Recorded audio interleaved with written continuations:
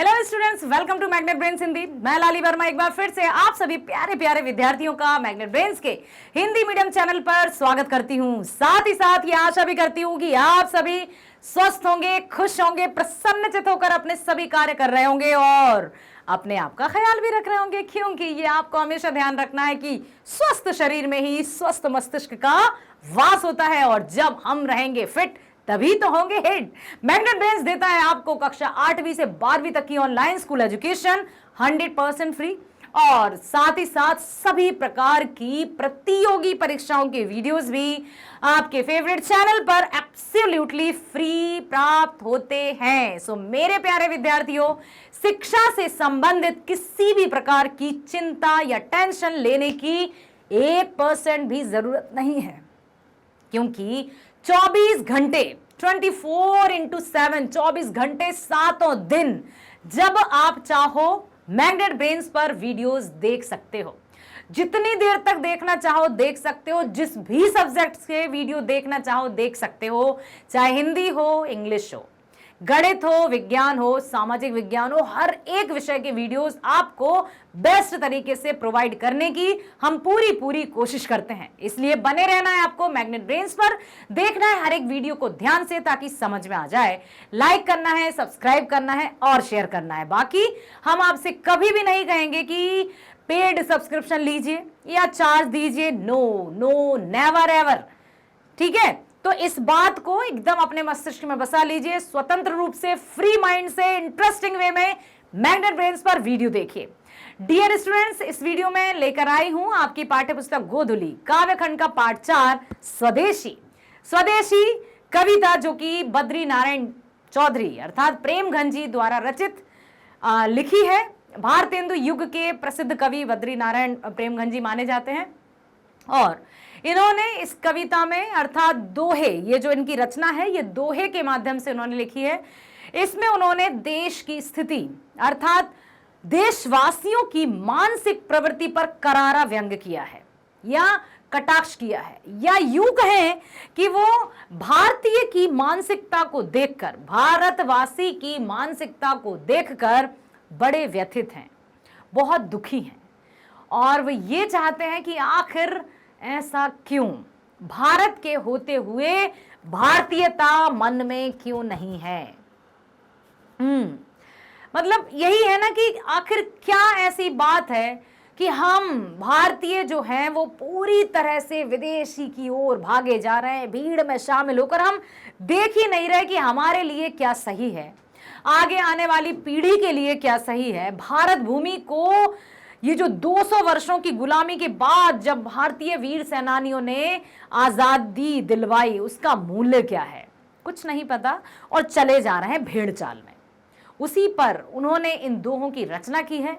तो इस complete chapter revision के दौरान हम कवि परिचय भी जानेंगे, हर एक दोहे को भी पढ़ेंगे, उसके अर्थ को भी जानेंगे और साथ ही साथ उससे और भी क्या निर्मित हो सकते हैं प्रश्न, उनकी भी चर्चा करेंगे। क्योंकि जो आपके पाठ्य पुस्तक के पीछे हैं बिहार बोर्ड सॉल्यूशंस, आशा करती हूं वो आपने वीडियो देख लिया होगा। अब परीक्षाओं में पाठ के बीच से भी प्रश्न पूछ लिए जाते हैं अक्सर, क्योंकि आप लोग भी मतलब स्टूडेंट्स हमेशा यही प्रश्न करते हैं कि मैडम क्या पाठ के बीच में से भी प्रश्न आएंगे? ऑफ कोर्स आएंगे, क्योंकि पाठ्य पुस्तक के पीछे जो प्रश्न है वो तो एज इट इज बच्चा कर ही लेगा, स्टूडेंट कर ही लेगा। अब पाठ्य पुस्तक के बीच में से प्रश्न कहां से आएंगे? होंगे वो प्रश्न उसी से रिलेटेड, बस थोड़ा सा घुमा फिरा कर उन प्रश्नों का रूप चेंज कर दिया जाएगा, बाकी अर्थ तो सेम रहेगा।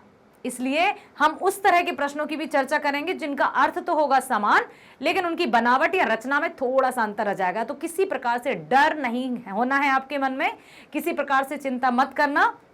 हम बहुत अच्छे से रिवीजन करेंगे और हर एक दोहे में किस तरह के प्रश्न और निर्मित हो सकते हैं उनकी भी चर्चा करेंगे। ओके, मेरे साथ बने रहना बस शुरू से लेकर अंत तक। फिर देखना आपको किसी भी तरह से किसी भी पाठ या कोई भी काव्यखंड का चैप्टर हो कोई डाउट नहीं रहेगा। और उसके बाद भी यदि आपको डाउट रहता है या रहते हैं तो कमेंट बॉक्स में लिखना, मैं उनका उत्तर जरूर दूंगी। ठीक है, चलो तो चलते हैं सबसे पहले प्रेमघन जी के जीवन परिचय की ओर। आपने पहले देखा है, एक बार फिर से देख लीजिए। प्रेमगंज जी भारत युग के महत्वपूर्ण कवि थे और उनका जन्म हुआ था सन 1855 में, मृत्यु हुई थी सन 1922 में। ठीक है, वे काव्य और जीवन दोनों क्षेत्रों में भारतेंदु हरिश्चंद्र को अपना आदर्श मानते थे, अर्थात उनकी रचनाओं में भी भारतेंदु हरिश्चंद्र की छवि झलकती थी और अब उनके निजी जीवन में, जो उनका वास्तविक जीवन था, उसमें भी भारतेंदु हरिश्चंद्र जी का वे अनुसरण करते थे। सन 1874 में उन्होंने मिर्जापुर में रसिक समाज की स्थापना की। याद रखना ये कि उन्होंने रसिक समाज की स्थापना की थी, कब की थी? सन 1874 में। कब की थी रसिक समाज की स्थापना? 1874 में। ठीक है, उन्होंने आनंद कादंबनी मासिक पत्रिका का नाम है आनंद कादंबनी, तथा नागरी वीरद नामक साप्ताहिक पत्र। यह है आनंद कादंबनी है मासिक पत्रिका, नागरी वीरद है मासिक साप्ताहिक पत्र। कंफ्यूज नहीं होना, आनंद कादंबनी मासिक पत्रिका है और नागरी वीरद साप्ताहिक पत्र है। ठीक है, और साथ ही साथ वे कलकत्ता अधिवेशन के सभापति भी रहे। उनकी रचनाएं प्रेम घन सर्वस्व नाम से संग्रहित हैं। जो भी उनकी काव्य रचनाएं हैं वे प्रेम घन सर्वस्व से संग्रहित हैं। तो प्रेम घन सर्वस्व, सर्वस्व मतलब सारा का सारा, जो भी उनकी काव्य की रचनाएं हैं वो प्रेम घन सर्वस्व में संग्रहित है। अब देखिए, ना केवल वे कवि थे, ना केवल वे गद्यकार थे, बल्कि वे थे निबंधकार, नाटककार, कवि और समीक्षक, जो दूसरों की रचनाओं को पढ़ते थे, उनमें क्या कमियां हैं, क्या सुधार किया जा सकता है, उसका भी एक बहुत बड़ी जिम्मेदारी, एक बहुत बड़ा दायित्व होता है समीक्षक का। तो समीक्षक होना ऐसी आसान बात नहीं है, बहुत मतलब मुश्किल और बहुत बड़ी वाली बात है। भारत सौभाग्य, प्रयाग समागमन, रामागमन उनके प्रसिद्ध नाटक हैं। उन्होंने जीर्ण जनपद नामक एक काव्य लिखा जिसमें ग्रामीण जीवन का आदर्शवादी चित्रण है। जीर्ण जनपद से स्पष्ट होता है कि ये ग्रामीण जीवन का ही है। प्रेमगन ने काव्य रचना अधिकांशतः ब्रज भाषा और अवधी भाषा में की, किंतु युग के प्रभाव के कारण उनमें खड़ी बोली का व्यवहार और गद्योन्मुखता भी साफ दिखलाई पड़ती है। उनके काव्य में लोकोन्मुखता एवं यथार्थपरकता का आग्रह है। लोकोन्मुखता मतलब जो जीवन में जी रहे हैं, वास्तविकता या लोगों की जो सोच है, लोक जीवन अर्थात जो लोगों की सोच है, लोगों की विचारधारा है, उस पर भी उन्होंने रचना की है। साथ ही साथ यथार्थवादी, सत्य, एकदम वास्तविकता, जिसमें कोई बनावटीपन नहीं है, कोई दुराव छुपाव नहीं है, जो है सो रियल है। राष्ट्रीयता स्वाधीनता की चेतना को अपना सहचर बनाया और साम्राज्यवाद तथा सामंतवाद का विरोध किया। उन्होंने कभी भी सामंतवाद या साम्राज्यवाद का मतलब उन्होंने सहमति नहीं दी। हमेशा सामंतवाद का उन्होंने विरोध किया, क्योंकि सामंतवाद क्या है?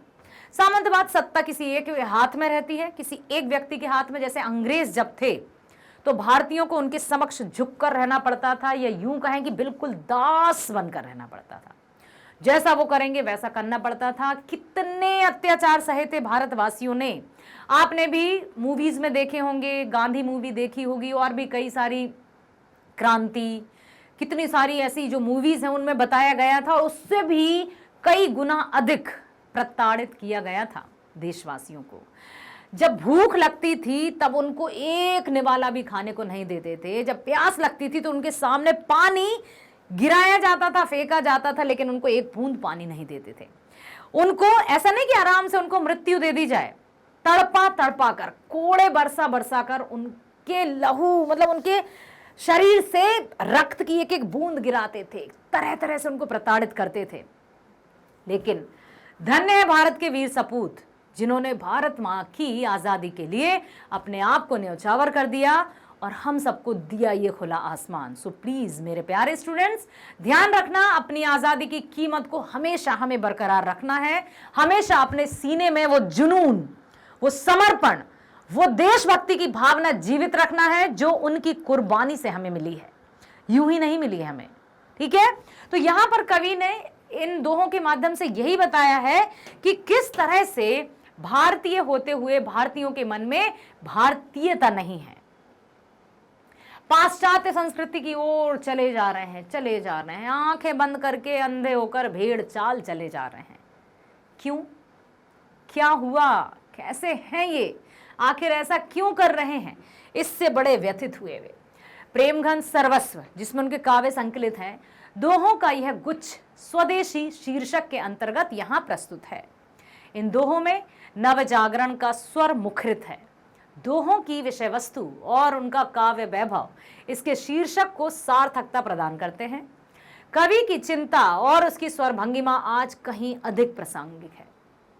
मतलब तब तो थी ही थी, 1855 से 1922 का समय था, क्योंकि 1855 में कवि प्रेमघन जी का जन्म हुआ और मृत्यु हुई सन 1922 में।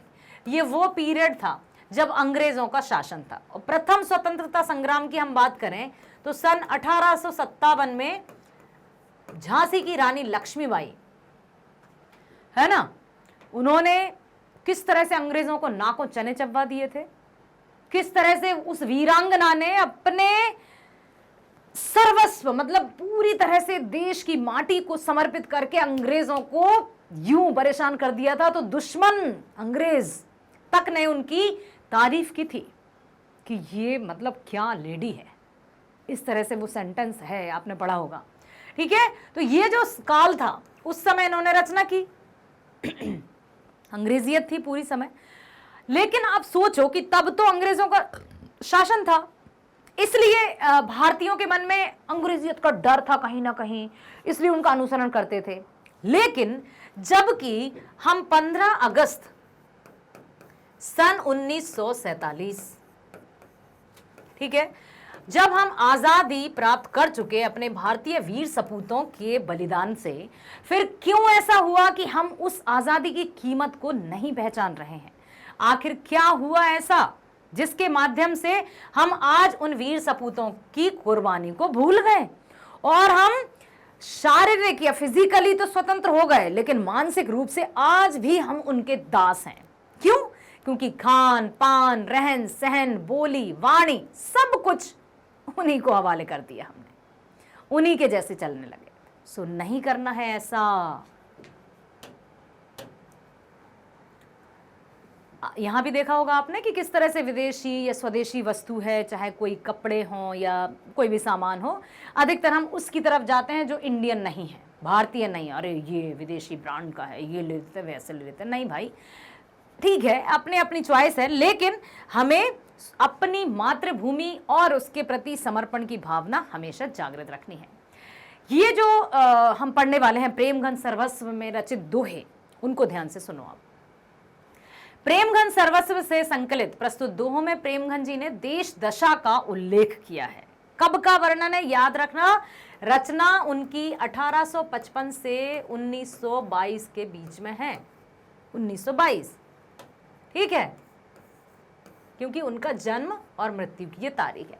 वे कहते हैं देश के सभी लोगों में विदेशी रीति, स्वभाव और लगाव दिखाई देता है। भारतीयता तो अब भारत में दिखाई ही नहीं पड़ती। आज भारत के लोगों को देखकर पहचान करना मुश्किल है कि कौन हिंदू है, कौन मुस्लिम है, कौन सिख है, कौन ईसाई है। विदेशी भाषा पढ़कर लोगों की बुद्धि भी विदेशी हो गई है।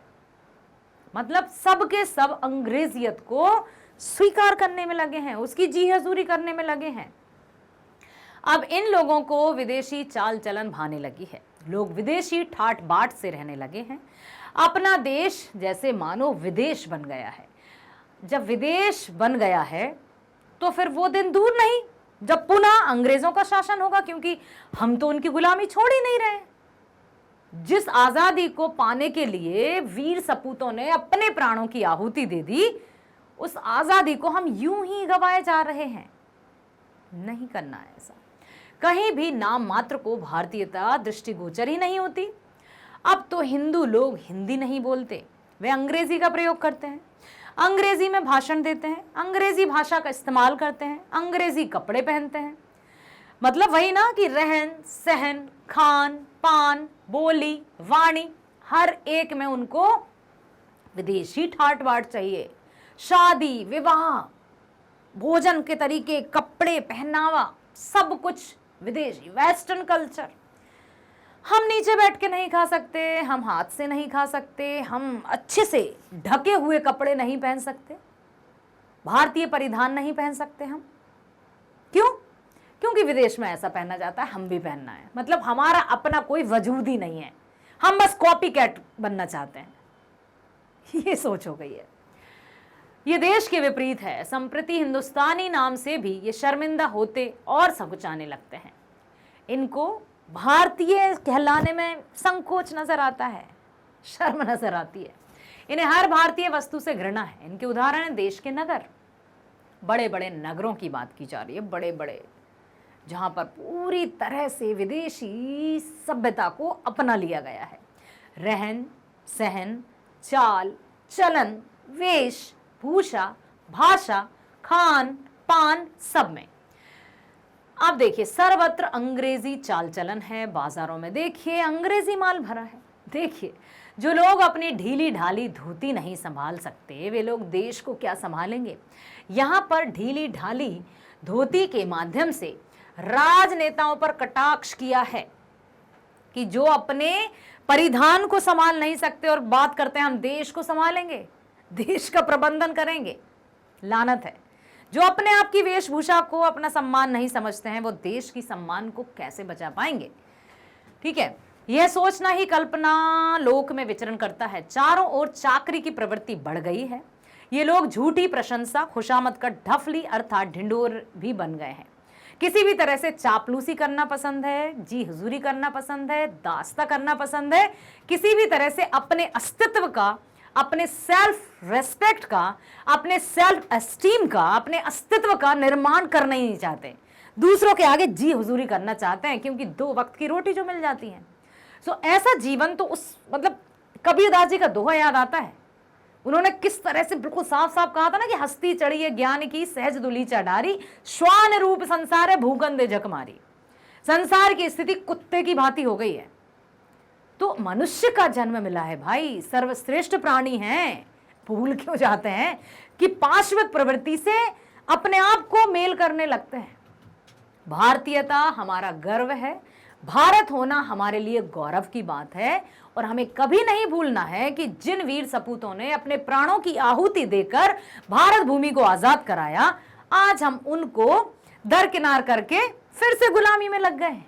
सो इन सब बातों से हमें हमेशा दूर रहना है, क्योंकि आप आगे आने वाली पीढ़ी हैं। आपके मजबूत कंधों पर परिवार, समाज और देश की जिम्मेदारी होगी। ठीक है, इसलिए आपको बहुत स्ट्रांग होना होगा और अपने जीवन को बहुत अच्छे से व्यतीत करना होगा। अब देखिए, मैं पढ़ूंगी दोहे और कोशिश करूंगी कि इनको राग में, स्वर में आपको पढ़कर बताऊं, तो आप ध्यान से सुनना और समझना। क्योंकि कवि की जो वेदना है या व्यथा है, जो स्वदेशी होते हुए भी या भारतीय होते हुए भी मनुष्य किस तरह से उसका मतलब प्रतिरोध करते हैं, या भारत होने पर भी भारतीयता नहीं नजर आती है, वो दिखेगा आपको इन सभी दोहों में। तो प्लीज ध्यान से सुनना और समझना। ओके, लिखा है, सबे विदेशी वस्तु नर गति रति रीत लखात, सबे विदेशी वस्तु नर गति रति रीत लखात, भारतीयता कछु नब भारत में दरसात। अब यहाँ देखिए, स्पष्ट रूप से बिल्कुल कवि ने कहा है कि भारत में होते हुए भी, अर्थात हम भारत के होते हुए भी हमारे अंदर भारतीयता की भावना क्यों नजर नहीं आ रही है। क्यों हम सभी पाश्चात्य संस्कृति की तरफ भागते जा रहे हैं, उसकी भेड़ चाल में शामिल होते जा रहे हैं। आखिर हम अपनी अस्मिता, अपना गौरव, अपनी पहचान को क्यों पीछे छोड़ रहे हैं। भारत में भारतीयता नाम की कुछ नहीं है। यहाँ के लोगों के स्वभाव, रीति रिवाज, सभी पक्षों में विदेशी वस्तुओं से लगाव हो गया है। अब देखिए, मैंने आपसे कहा था कि इसमें हम और भी प्रश्नों की चर्चा करेंगे कि किस तरह के प्रश्न और आ सकते हैं। तो सुनो, प्रश्न आ सकता है कि सबे विदेशी वस्तु नर गति रति रीत लखात, भारतीयता का चुनाव भारत में दर्शात। तो यहाँ पर भारत में भारतीय नाम की कोई चीज नहीं है। यहाँ के लोग, रीति रिवाज, सभी पक्षों में विदेशी वस्तुओं से लगाव हो गया है। प्रश्न आ सकता है, क्योंकि आप लोग बड़े क्रिएटिव हैं, है ना। तो प्रश्न ये पूछा जा सकता है कि आखिर ऐसा क्या है जिसको भारतीय, खास तौर से विशेषकर युवा वर्ग जो है वो वेस्टर्न कल्चर या पाश्चात्य संस्कृति की ओर मुड़ा जा रहा है? आखिर क्यों युवा वर्ग भारतीयता को छोड़कर पाश्चात्य संस्कृति की दौड़ में शामिल हो रहा है? क्या लिख सकते हो आप इसका आंसर? यदि ये पूछ लिया जाए तो क्या लिखोगे आप? क्या लिखोगे? क्या ये लिखोगे कि क्योंकि दूर के ढोल सुहावने लगते हैं? क्या ये लिखोगे कि हमारे भारत में या यूं कहें कि भारतीय संस्कृति बोरिंग है, उबाऊ है, इस तरह से? या फिर ये लिखेंगे कि हमारे भारत में बहुत सारी रीति रिवाज, परंपराएं, बंधन सा है? क्या ये लिखोगे? क्योंकि अक्सर हमें कमियां वहीं नजर आती हैं जहां हम रहते हैं, और दूर से जब हम जाएंगे और मान लीजिए हम पाश्चात्य अभी कहा ना कभी ने, प्रीवियस आपने वीडियोस देखे ना, कि जो हमें बहुत अच्छा दिख रहा है, दूर से बहुत ही अच्छा समझ में आ रहा है, जब हम पास में जाएंगे ना तो उसकी कठिनाई, उसकी जटिलता को ना तो हम समझ पाएंगे और ना वहां पर पूरी तरह से ढल पाएंगे। जैसी भारतीय संस्कृति है वैसी अन्यत्र कहीं नहीं है, पूरी दुनिया में कहीं नहीं है। ये हम तब समझेंगे जब हम वहां रहेंगे, बसेंगे। लेकिन कब? ऐसा नहीं कि कुछ संकट आया तो फिर दौड़कर हम भारत आ गए, कुछ विपत्ति आई फिर हम दौड़कर भारत आ गए। तो जहां गए थे वहीं रहो, संकट का सामना करो। यदि गए थे तो फिर वहीं रहो, और यदि संकट में दौड़कर आना ही है तो खुशियों में वापस क्यों जाना है? ये भी तो है। ठीक है, तो अब इस तरह से उन्होंने कहा है। अगला है, मनुज भारती देखी को सकत नहीं पहचान, मनुज भारती देखी को सकत नहीं पहचान, मुसलमान हिंदू किधर के हैं ये क्रिस्तान। अब देखिए, फिर उन्होंने यही कहा कवि ने कि भारतीय लोगों को देखकर पहचानना मुश्किल हो गया। कौन हिंदू है, कौन मुसलमान है, कौन सिख है, क्रिस्तान लिखा है क्रिश्चियंस के लिए, ठीक है, कौन सिख है, कौन ईसाई है। हर एक की बोली, वाणी, चाल चहल, चलन, वेशभूषा, खान पान सब अंग्रेजियत के हवाले कर दिया है। किसी के पहनावे को देखकर या बोलचाल या व्यवहार के भाषा को देखकर अंदाजा लगाना मुश्किल है कि कौन हिंदू है, कौन मुसलमान है, कौन सिख है, कौन ईसाई है। क्योंकि पहले तो धार्मिकता का जो सांप्रदायिकता थी, या यूं कहें कि हमारा भारत एक धर्मनिरपेक्ष राज्य है, ये आप भी भली भांति जानते हैं, हम इतिहास में पढ़ते हैं, समाजशास्त्र में पढ़ते हैं, सब में पढ़ते हैं ना। तो फिर आखिर अब अंग्रेजियत का बोलबाला क्यों है?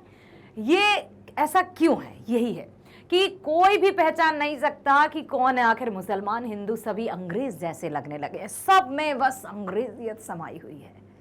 कवि इसी बात से व्यथित हैं, इसी बात से दुखी हैं। अब प्रश्न ये पूछा जा सकता है कि कवि ने ऐसा क्यों कहा कि हिंदू, मुस्लिम, सिख, ईसाई पहचाने नहीं जाते? तो क्या यहाँ पर एक अलग तरह से प्रश्न ये आ सकता है, हाँ आपके मस्तिष्क में उठ रहा होगा संभवतः, कि अच्छी बात है ना कि हिंदू, मुस्लिम, सिख, ईसाई को हम नहीं पहचान पा रहे हैं, मतलब सब एक हो गए। सब एक तो हो गए हैं, लेकिन किसके पीछे हो गए, कौन सी चाल में शामिल हो गए? वो भारतीयता में एक नहीं हुए हैं, वो अंग्रेजियत में एक हो रहे हैं। मतलब अंग्रेजियत की दौड़ में भागे जा रहे हैं आंखें बंद करके। वो है उनके पीछे का कहना, ना कि ये कि अच्छा ही है कि हिंदू, मुस्लिम, सिख, ईसाई आपस में सब भाई भाई। ये भावना नहीं है। भावना क्या है? भारतीयता को छोड़कर, अपने धार्मिक रीति रिवाजों को छोड़कर हम चले पाश्चात्य संस्कृति की होड़ में। इसलिए उन्होंने ऐसा कहा है। तो प्रश्न जो आए तो आप उसका उत्तर इस तरह से लिख सकते हो। नेक्स्ट है, पढ़ी विद्या परदेस की, बुद्धि विदेशी पाए, पढ़ी विद्या परदेस की, बुद्धि विदेशी पाए, चाल चलन परदेस की, गई इन्हें अति भाए। अब देखिए, फिर से उन्होंने यही कहा है कि लगता है विदेशी विद्या पढ़कर या अंग्रेजी भाषा पढ़ करके इनके दिमाग में, इनके चाल चलन, बोली, वाणी सब में अंग्रेजियत समा गई है। अर्थात पढ़ी विद्या विदेश की, बुद्धि विदेशी पाए। पूरा सोच विचार सब चला गया है अंग्रेजियत के हवाले। चाल चलन परदेश की, गई इन्हें हती भाई, और इन्हें वही अच्छा लगने लगा है। आजकल के युवाओं को, या यूं कहें कि आजकल के लोगों को लगता है कि भारतीयता से परहेज करके वो जाने लगे हैं अंग्रेजियत की तरफ, या वेस्टर्न कल्चर या पाश्चात्य संस्कृति की तरफ। ठीक है, पढ़ी विद्या परदेश की, बुद्धि विदेशी पाए। विदेशी भाषा पढ़ ली है तो बुद्धि भी विदेशी जैसी हो गई है। कहते ना कि मति भ्रष्ट हो गई है, या यूं कहते हैं कि विनाश काले विपरीत बुद्धि, या यथा दृष्टि तथा सृष्टि। जिस नज़र से हम दुनिया को देखेंगे दुनिया वैसी ही नज़र आएगी। तो जिस तरह का माहौल हमारे आसपास रहता है, या जिस तरह के हमारे मित्रगण आदि रहते हैं, जो परिवेश रहता है, उसी के अकॉर्डिंग हम भी वैसे ही सोचने समझने लगते हैं। तो लगता है अंग्रेजी भाषा पढ़ पढ़ कर इनके विचारों में भी अंग्रेजियत समा गई है। कवि का कहना यही है कि लगता है विदेशी भाषा पढ़कर इनकी बुद्धि भी विदेशी हो गई है, और चाल चलन, जो भी वहाँ का रहन सहन है, ये इन्हें बहुत अच्छा लग रहा है। इसलिए ये अपनी सभ्यता, अपनी संस्कृति, अपने संस्कार, अपना परिवेश सब कुछ भूलकर उसकी होड़ में शामिल हुए जा रहे हैं। लिखा है, विदेशी विद्या पढ़कर और विदेशी बुद्धि पाकर इनको विदेशी चाल चलन बहुत अच्छा लगने लगा है। इसीलिए ये भारतीयता को नहीं अपना पा रहे हैं। यदि नहीं अपना पा रहे हैं तो फिर भारतीयता की आइडेंटिटी क्यों ली है? क्यों संकट आने पर भारत याद आ जाता है?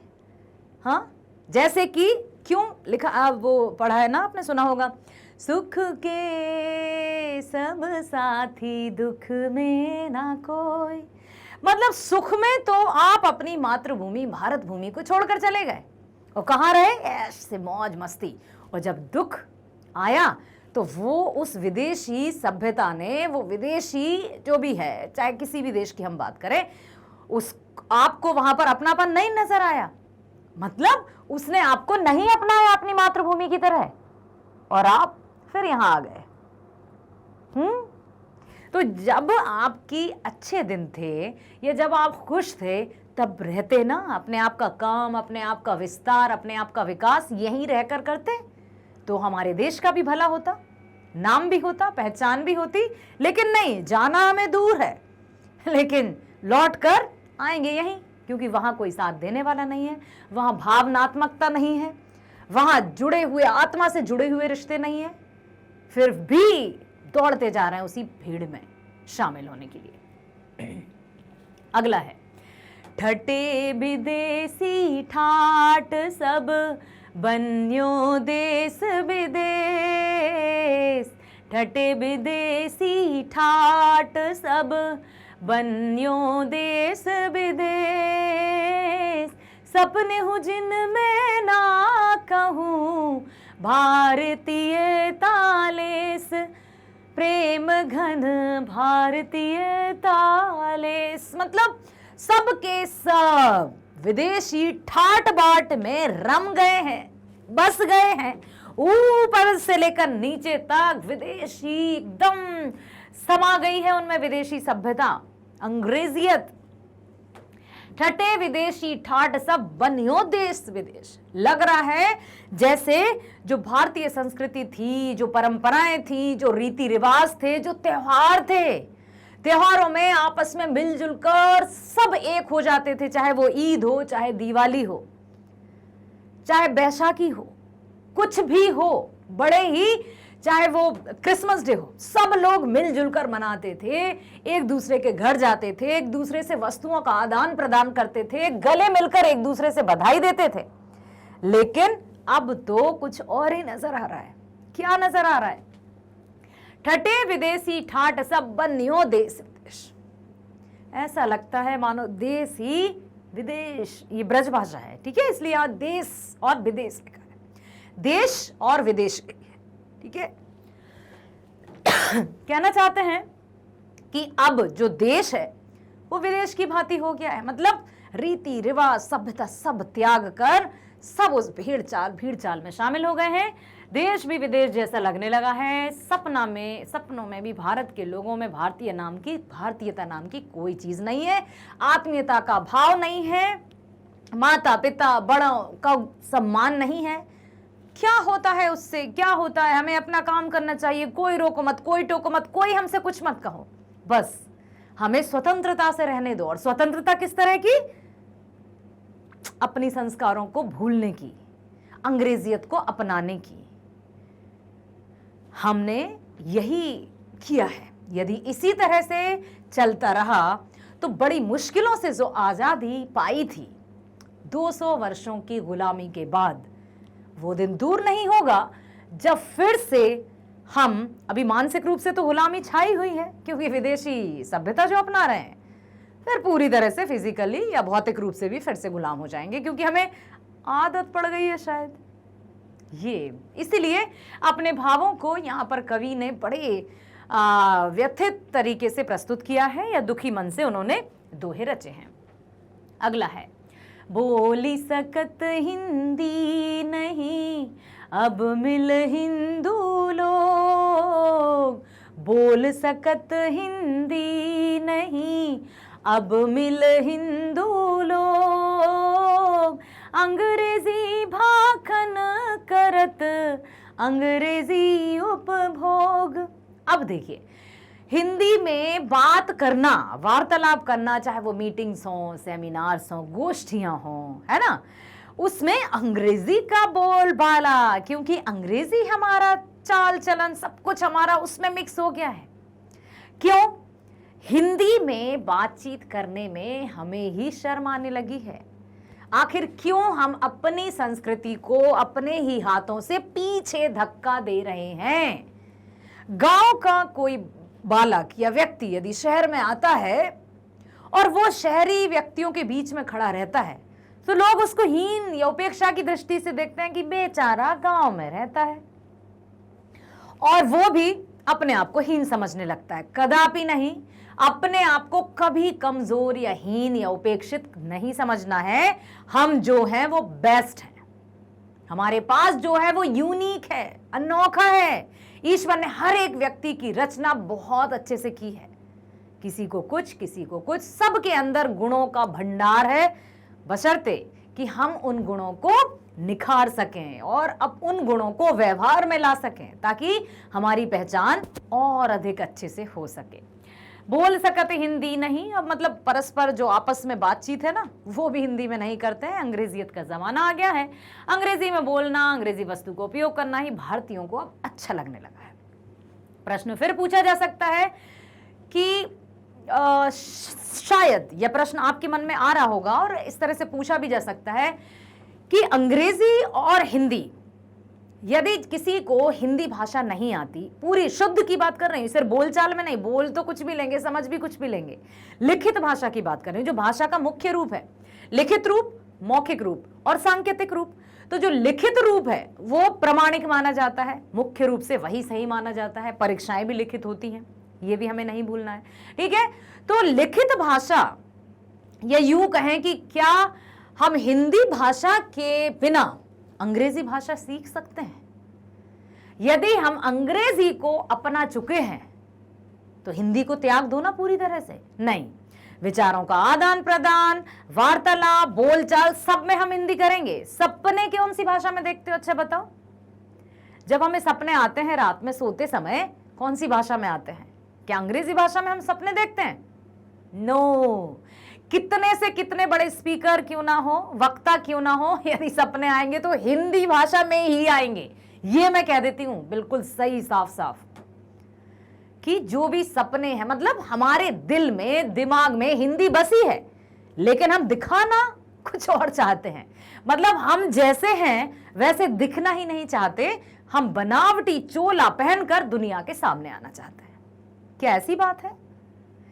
बहुत अच्छी बात है। तरह तरह की भाषाओं का ज्ञान होना चाहिए, हिंदी, फ्रेंच, बहुत सारी ऐसी भाषाएं हैं जिनका हमें ज्ञान होना चाहिए। बहुत अच्छी बात है। एक से अधिक भाषा का ज्ञान होना या जानकारी होना इज वेरी गुड, बहुत अच्छी बात है। लेकिन वही बात जो मैंने अभी थोड़ी देर पहले बताई थी कि क्या घर में हमारे बेस्ट जो फेवरेट अतिथि हैं या गेस्ट हैं, उनके आ जाने से हम घर के सदस्यों का अपमान करने लगेंगे क्या? नहीं। तो फिर हम अपनी भारतीयता को, अपनी भारतीय भाषा को क्यों भूलते जा रहे हैं? वो नहीं भूलना है। सबको सम्मान दीजिए, लेकिन अपने आत्मसम्मान को बचाकर, अपनी मातृभूमि भारत भूमि, भारतीयता और भारतीय भाषा हिंदी की गरिमा को बचाकर, ये याद रखना है। ठीक है। अगला है अंग्रेजी वाहन बसन वेश रीतियों नीत, अंग्रेजी वाहन बसन वेश रीतियों नीत, अंग्रेजी रुचि ग्रह सकल वस्तु देश विपरीत। साफ साफ बताया है उन्होंने कि सब कुछ चारों तरफ, खान पान, रहन सहन, गाड़ी, वस्त्र, वेशभूषा, ड्रेसअप, गेटअप, सब कुछ अंग्रेजियत। क्यों? क्योंकि ना मुझे ना विदेशी वस्तु मतलब ब्रांडेड अच्छे लगते हैं, मुझे ये इंडियंस नहीं पसंद है। क्यों रह रहे हो फिर वही बात कि हम ही हमारी जब उपेक्षा करेंगे ना, हम अपने आप को तुच्छ समझेंगे, नीचा, छोटा, तो दूसरे तो हमें छोटा समझेंगे ही समझेंगे। बेशक आप विदेशी सामान ले लो, खरीद लो, लेकिन अपने सामान को, अपनी वस्तु को, अर्थात अपने आप को तो छोटा या तुच्छ मत बताओ। ये मेन चीज है। अंग्रेजी वाहन, वस्त्र, वेशभूषा, रीति रिवाज, विचार, रुचि, सब कुछ चीजें विपरीत विदेशी लोगों को अच्छा लगने लगा है। अर्थात सबका सब जो भारतीय हैं उनको सब कुछ विदेशी भाने लगा है। बहुत अच्छा, एकदम। तो कोई वस्तु अच्छी लगती है तो क्या जो हमारी है वो हमें बुरी लगने लगती है? ये कौन सा रिवाज हुआ? ये कौन सी सोच हुई? इस बात के लिए सोचना है। नेक्स्ट है हिंदुस्तानी नाम सुनी अब ये सकुच लजात, भारतीय सब वस्तु ही सो ये हाय घिनात। मतलब अपने आप को भारतीय कहने पर शर्म आने लगी है, लाज आने लगी है, और मतलब खुद को इंडियन कहने में, मतलब भारतीय कहने में कि मैं भारत का हूं, मैं हिंदी में बोल सकती हूं क्या, मैं मंच पर या जाना चाहती हूँ और कुछ अपने विचारों को व्यक्त करना चाहती हूँ, लेकिन मुझे अंग्रेजी नहीं आती, क्या मैं हिंदी में बोलूं? अरे बेधड़क जाओ बिल्कुल, कि मुझे भी भाषण देना है और मैं हिंदी भाषा में भाषण दूंगी और अपनी भाषा को इतनी शुद्धि के साथ, प्रखरता के साथ, तीक्ष्णता के साथ, प्रवीणता के साथ, कुशलता के साथ वहां जाकर प्रस्तुत करो अपने विचारों को। फिर देखना कैसे जो सभी मंच के समक्ष व्यक्ति बैठे हैं ना, दांतों तले उंगली दबाकर रह जाएंगे, क्योंकि सबके दिल में बसी तो हिंदी ही है। कोई भी कितने ही अच्छे स्पीकर क्यों ना हो, भारतीय की बात कर रही हूं मैं, कितना भी बहुत अच्छे अच्छे स्पीकर्स हैं, वक्ता हैं, लेकिन जब भी कुछ बोलेंगे बीच में कह देंगे जरूर कि आई मीन टू से कि हम भारतीय हैं, या कुछ भी एक सेंटेंस तो उनके अपनी भावनाओं को व्यक्त करने के लिए एक सेंटेंस या एक वाक्य तो हिंदी का बोलते ही हैं। ये तो मैं और भी चैलेंज के साथ कह सकती हूं कि ऐसा तो होता ही है। सत्यमेव जयते, भारत माता की जय। और वही ना कि ना तो हम कभी हिंदी को भूल सकते हैं ना छोड़ सकते हैं, क्योंकि वो यहां रची बसी है। बस हम दिखावा करते हैं कि हम तो अंग्रेजियत हो गए हैं। मेरे प्यारे विद्यार्थियों, ध्यान से सुनो कि हम हिंदुस्तानी हैं। हिंदी हमारा कभी भी पीछा नहीं छोड़ेगी, मरते दम तक, क्योंकि जो अंतिम समय रहेगा ना, राम नाम सत्य है, वो भी हिंदी में ही होगी। इसलिए हिंदुस्तानी नाम सुन अब ये सकुच लजात, लजाने की आवश्यकता नहीं है, शर्माने की आवश्यकता नहीं है, अपने आप को हीन समझने की आवश्यकता नहीं है। गर्व से कहो हम हिंदी हैं, गर्व से कहो हम हिंदुस्तानी हैं। हिंदुस्तानी नाम सुनकर ही भारत के लोग लज्जित हो जाते हैं। भारतीय सभी वस्तुओं से भारतवासियों को घृणा सी हो गई है। भारतीय सभी वस्तुओं से भारतीयों को घृणा हो गई है, तो फिर मतलब अपने आप से भी घृणा हो गई होगी, क्योंकि हम भी तो भारतीय हैं। यदि हो गई है तो क्या करें फिर? चले जाएं हमेशा के लिए और फिर कभी लौट कर कदम ना रखें। हमेशा याद रखना, कितने भी प्रगति उन्नति आप कर लोगे, अपनी मातृभूमि और अपने माता पिता को हमेशा अपने मन में बसा कर रखना। अपने संस्कारों को, अपने रीति रिवाजों को हमेशा अपने मन और मस्तिष्क में बसा कर रखना। जो अपने माता पिता और मातृभूमि का सम्मान करते हैं, दुनिया में उन्हीं का सम्मान होता है।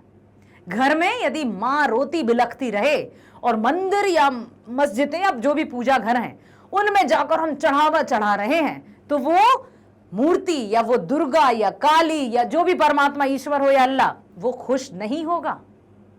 क्योंकि घर में मां दुखी है, व्यथित है, उसको हम पीड़ा दे रहे हैं और यहां आकर बड़े बड़े हजारों के अनगिनत पैसे चढ़ा रहे हैं। क्यों? क्योंकि हमें दिखावा करना है। तो वो कभी भी हमारे साथ नहीं होगा। इसलिए गर्व से कहना कि हम हिंदुस्तानी हैं, ये गर्व की बात है। अगला है, देश नगर बानक बनो सब अंग्रेजी चाल। देश नगर बानक बनो सब अंग्रेजी चाल।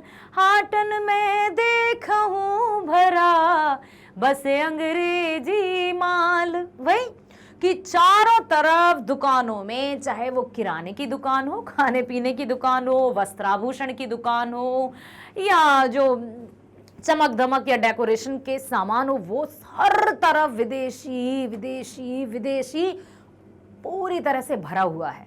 अब क्या हुआ? इससे हम अपनी ही आर्थिक स्थिति को नीचे गिराते जा रहे हैं। क्यों?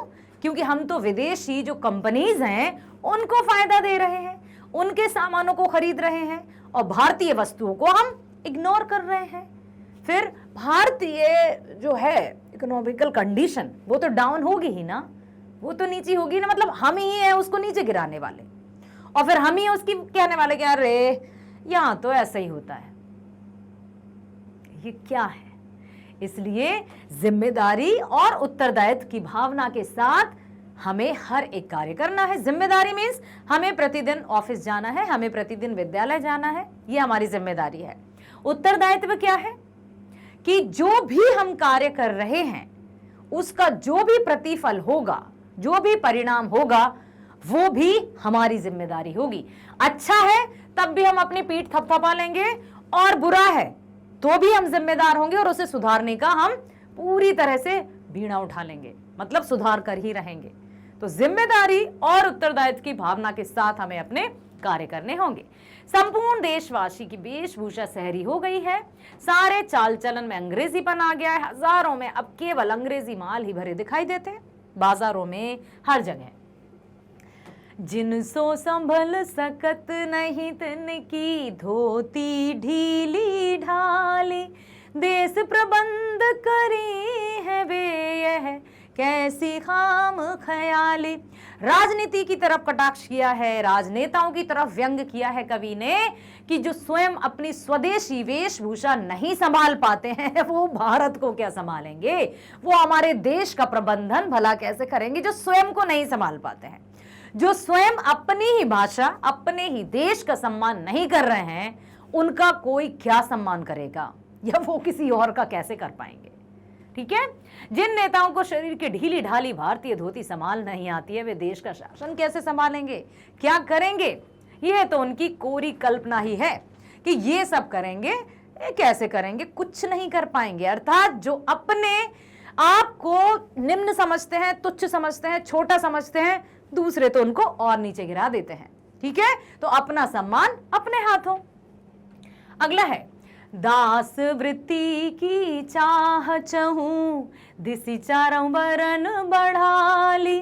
करत खुशामद झूठ प्रशंसा मानो बने ढफाली। मतलब अपनी ही डींगे हाँकते जा रहे हैं, अपने बारे में प्रशंसा किए जा रहे हैं, मैं ऐसा हूं तो मैं वैसा हूं, तुम मुझे जानते नहीं हो मैं कौन हूं। अरे भाई, यदि तुम वो होते तो लोग जानते ना, कहने की आवश्यकता क्या होती कि तुम मुझे जानते नहीं हो मैं कौन हूं। मतलब वाकई में तुम उस लायक नहीं हो, इसलिए लोग नहीं जानते हैं। अपने मुंह अपनी प्रशंसा कभी नहीं करना है। हम जो हैं सबसे पहले सम्मान हमारा खुद का, फिर हमारे परिवार, समाज और राष्ट्र का सम्मान। उसी के सम्मान के साथ हमारा अपना सम्मान भी जुड़ा है। गुलामी करके जीवन यापन करना ब्राह्मण, क्षत्रिय, शूद्र, वैश्य चारों वर्णों के लोगों की चाहत सी हो गई है। अंग्रेजी की खुशामद करने वाले, भारतीय वस्तु की झूठी प्रशंसा करने वाले ये भारतीय मानो डफली बजाने वालों की तरह हो गए हैं।